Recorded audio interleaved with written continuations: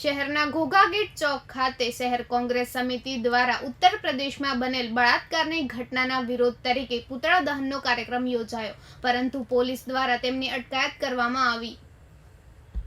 ઉત્તર પ્રદેશના હાથરસમાં બનેલ બળાત્કારની ઘટનાના પડઘા સમગ્ર દેશમાં પડ્યા છે।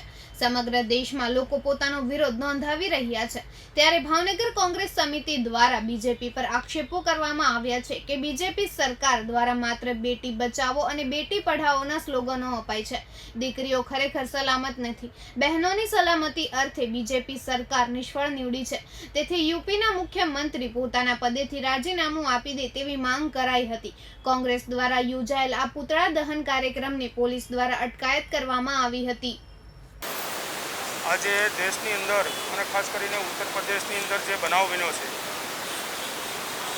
એ બહેન ઉપર, મનીષાબેન ઉપર રેપ કરવામાં આવે, એમની જીભ કાપી નાખવામાં આવે અને ખૂબ આ ભારતીય જનતા પાર્ટીની સરકાર દીકરી સલામત છે, બહેનો સલામત છે એવી વાતો કરનારી સરકાર, આજે આપણે સૌએ જોયું ઉત્તર પ્રદેશની અંદર જે બનાવ બન્યો, એ બનાવના ભાગરૂપે આજે ભાવનગર શહેર અને જિલ્લા કોંગ્રેસ સમિતિના કાર્યકર્તાઓ અને આગેવાનો એ યોગી સરકાર અને ભારતીય જનતા પાર્ટીની સરકારનો સંપૂર્ણ વિરોધ કરીએ છીએ।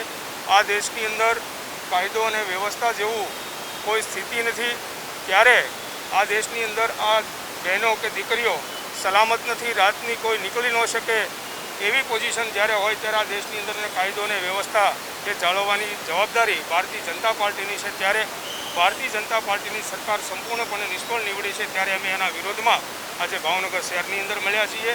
એ બહેનને પૂરતો ન્યાય મળે એમના માટે અમે મળ્યા છીએ અને યોગી એમનું પોતાનું રાજીનામું આપે, ઉત્તર પ્રદેશના મુખ્યમંત્રી તરીકે ચાલી ન શકે।